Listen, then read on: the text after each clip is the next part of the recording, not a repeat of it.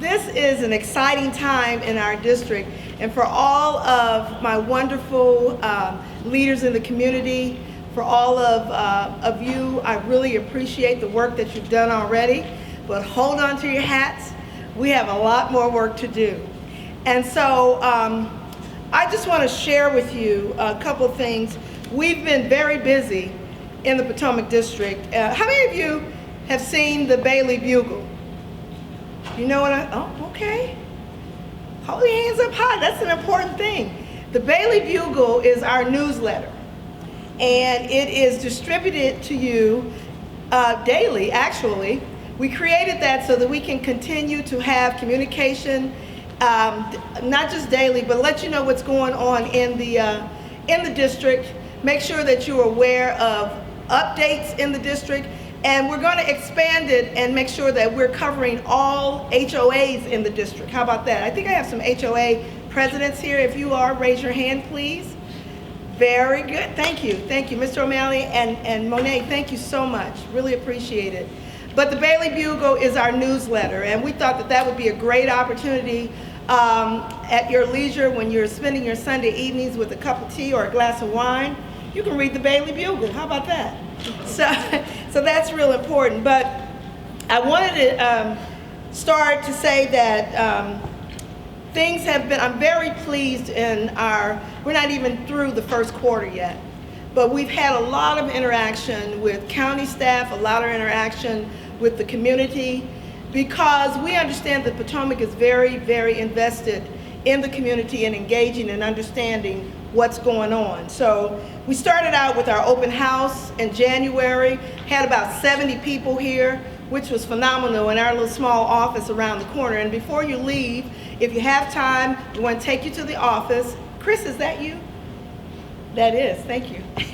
We want to take you around to the office so you'll know where we're located. And our house is always open for you to come in and share a word and talk with us and give us insight on what's needed in the community. But at our open house, it was about 70 people coming in and just engaging with one another, getting to know one another, because in Potomac, we live in a very diverse community. And when I say diverse, I mean from senior citizens to millennials to little people. We have a lot going on in the Potomac District. And so it's real important that we get to know each other. We've had 2 virtual town halls, and that's been exciting for me. In my office, I'm very graced with, I had two, but now I have 1 millennial working in my office, and he's teaching me a whole lot of tricks that I didn't know that I could do. And one of them is doing a virtual town hall. So that gives us an opportunity with social media to engage that way for people that are unable to come into the office during the week, but they are able to pull up their cell phones and ask the questions that they may have during the week, but not an opportunity to say. So we've had 2 of those, and now the in-house or the in-person town hall. So I'm really excited about that perspective, just from a communication standpoint. Vision for the Potomac District. And let me say before I tell you what I think, because it's not my vision, it's our vision. Let that marinate for a minute. It's not my vision, it's our vision. When my husband and I came through the Potomac District in 1976, yes, 1976, there wasn't a lot here at all. And we came initially to Quantico. And I told my husband, and some of you will know the story that I'm about to say, don't ever take me to Dumfries, Virginia, again. I was a young military wife, inner city kid, and I was not accustomed to the things that I was seeing or the things that I didn't see. And so we came back in 1989, and I saw this big round thing off of 95 called Potomac Mills. So I said, okay, there's hope for Dumfries, Virginia. So then we retired in 98, and we were living in Fairfax. And we had the opportunity of working in corporate America. Cozy and I were at a place called EDS. It's now called Perspecta. But we were there, and I worked for Xerox as well, and he was ending his career in the military. And we lived in Fairfax, and we loved Fairfax. It was very diverse. Things were happening. Buildings were going up. It was just a plethora of things happening in Fairfax. We were very much politically engaged there as well.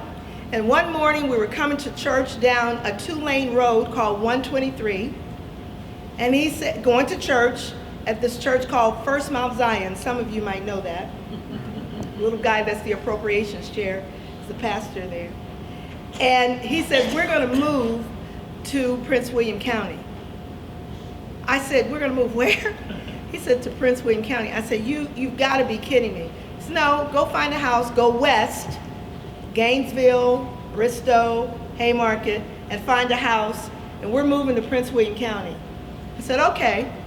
So I went shopping for a house, and I found our home that we live in now on Route 234, not too far from 95, in a subdivision called Brittany. Is that west? As far east as you can get. And now I live in Dumfries, Virginia. That was a joke. Not Dumfries, Dumfries. And so I just believe that the good Lord just put us here for a reason, to do the work. And so we began doing the work. And I see the vision for Potomac. I've seen Montclair when it was first built. I've seen Four Seasons when it was first built. I've seen a lot in the Potomac District that has promise for our district. And so I just believe that we have an opportunity in our vision as we create a vision together. We have the opportunity to upgrade, revitalize, and maintain that which is in the Potomac District already, because we live in a great place. Now, what do I mean by all of that? I mean that I would say that from the east side of the Potomac District and the west side of the Potomac District, there's a lot of engagement in the community. We have a new trailway in front of our house leading from 95, almost to 95, all the way down to the west end. So I see people from Ashland walking the trails and riding their bikes. We have an opportunity to have more recreation in our community. And so I think that's an opportunity for new families that are moving here in Montclair or in the area to have more recreation in terms of basketball, a multi-purpose building, those kinds of things. But also with our seniors group, you guys are busy all of the time, and you have Energy Plus. And so when you are tired of working in the district, then you want to go out and have a nice dinner. You want to go to a movie. So those kinds of things I can see coming in the Potomac District. But I can't make that decision. I need for you to make that decision for me. There's a wonderful place on the northeastern quarter of our district called Potomac Shores.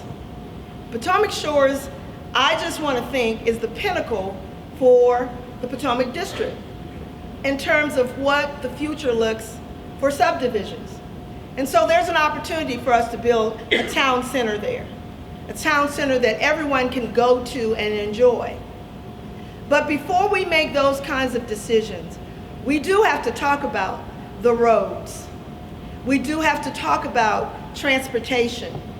We do have to talk about education for our children. The oldest high school in our district is the Potomac High School. We have an opportunity to build a new high school in our district. That's important. That's planning for the future. And so I need your help. I need your assistance. I need your ideas about what you want the Potomac District to look like. Now, it's going to take a little compromise in some areas. It's going to take a lot of discussions. It's going to take sometimes us not agreeing. I don't mean me. But it's good. Yeah, we're not going to agree on everything. But I know that I chose this district. When my husband told me to go west and I came east, I chose this district because of its history, because of its vibrancy, because of the people that care about the district. I chose this district because I see the future in this district.